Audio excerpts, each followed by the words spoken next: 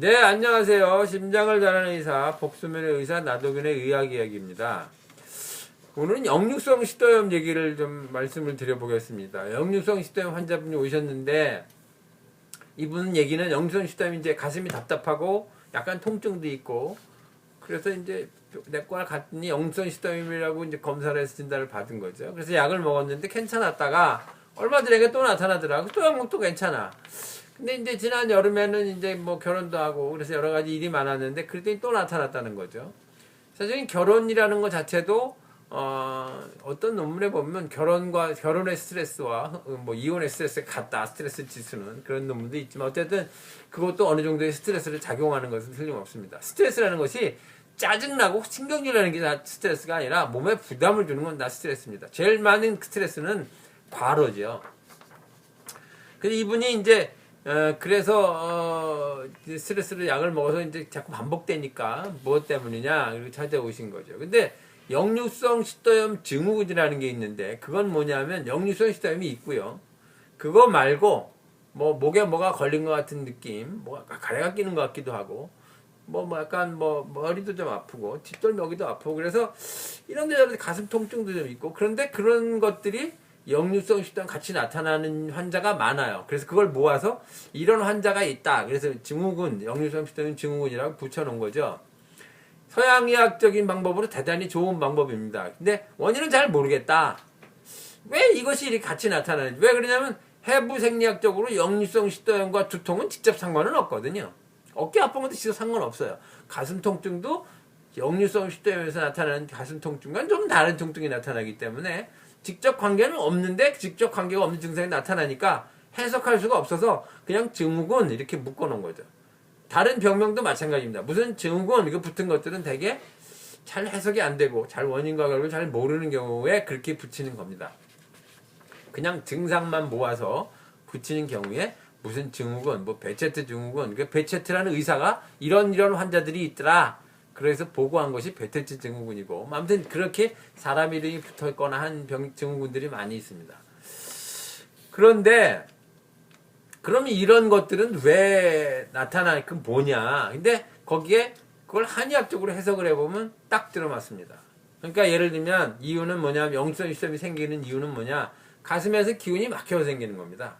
가슴에서 기운이 막히니까 가슴 통증도 생기고 가슴이 답답해지고 그것이 2차적으로 소주천이라는 기의 흐름을 막아서 막히니까 목에 뭐 걸린 것 같기도 하고 입, 코, 눈이 말라서 입이 마르니까 잘 헐거나 물을 많이 먹고 코가 마르니까 코딱지가 많이 생기거나 비염이 생기고 눈이 마르니까 건조증이 되거나 충혈이 잘 되고 또는 포도막염이나 이런 심한 병이 생기기도 하고 눈이 잘 피곤하고 머리에 기운이 몰리니까 머리 통증이 생기고 그 다음에 뒷덜미가 목이 아프고 뭐 어깨가 아프고 척추가 눌려서 척추를 블록을 쌓아놓고 꽉 누르면 이게 빨리 삭지 않겠습니까? 그러니까 척추가 삭아서 생기는 척추 여러 가지 퇴행성 질병.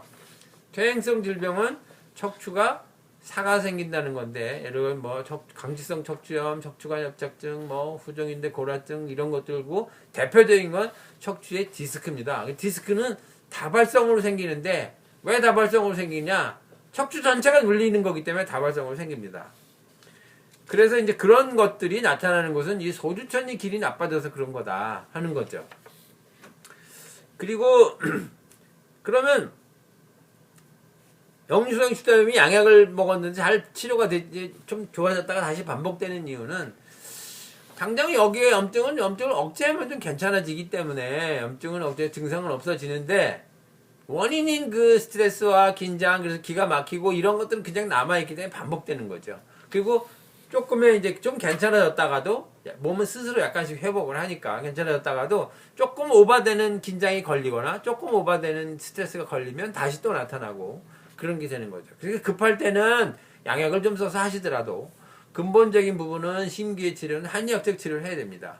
한의학적 치료는 늘상 말씀드리지만 가벼운 운동, 기공과 기운을 맞춰서 하는 기공과 그 다음에 한약을 써쳐서 하시고 이런 경우는 이제 오셔서 침을 맞고 가셨는데 침을 맞으니까 몸이 개운하다 이렇게 하시는 거죠. 그때 침은 뭘 쓰냐? 가슴의 기운을 소통시키는 기운을 침을 쓰는 겁니다. 그러면 이런 데가 다 개운해지는 거죠. 그러니까 그런 걸로 봐서 여기 막히게 맞는 거다. 그리고 보면은 이제 그런 경우는 기운이 막힌 경우는 이 양쪽 젖가슴을 여기 젖가슴을 연결하는 선과 요 가슴의 정중앙을 연결하는 선을 가운데를 딱 만져서 눌러보시면 상당히 아파요. 거기 보면 약간 덩어리가 있어요. 사실은 해박적 구조를 조금만 아시면 덩어리를 느낄 수 있고 뭐 이렇게 만져보면 뿔룩 나온 게 있습니다. 그런 경우는 이게 기운이 막혀서 생긴 덩어리가 있는 거구나. 물론 그 덩어리는 째면 아무것도 없습니다. 이게 서양의학적으로 보면 가짜 덩어리죠. 그러니까 이런 경우도 역시 한의학적 치료를 하는 것이 근본적인 치료가 된다 하는 거고요. 소화불량도 생각 밖으로 잘 안 낫는 것들이 많은데 소화불량은 위는 마음의 거울이라고 옛날부터 울려서 밥 먹지 마라. 그런 것들이 이제 심기양을 받는 거다. 심기양을 받으면 역시 그래서 기운이 막혀서 잘 체하기도 하고 소화불량이 되는데 생각 밖으로 소화불량이 잘 안 나는 거죠. 저희 아버님도 속이 나빠서 평생 고생을 하셨는데 제가 한의사가 된 후에 한의학을 하게 된 후에 이제 한약을 써서 고쳐드려서 말년 노년에는 이제 꽤 오랫동안 잘 드시다가 돌아가셨는데 그렇게 되는 겁니다. 그러니까 소화불량이나 이런 가슴이 역류성 식도염 같은 경우도 한의학적 원인으로 심기의 원인인 경우가 대단히 많기 때문에 치료가 잘 되지 않거나 반복되는 경우에는 꼭 한의학적 치료를 하시길 권해드립니다. 뭐 좋기는 양한방 병행 치료가 훨씬 더 좋습니다. 그런 의미로 양방 치료와 한방 치료를 같이 하는 거 그게 더 좋다고 볼 수 있겠습니다. 네, 이상 심장을 잘 아는 의사 복수면 의사 나도균의 의학이야기였습니다.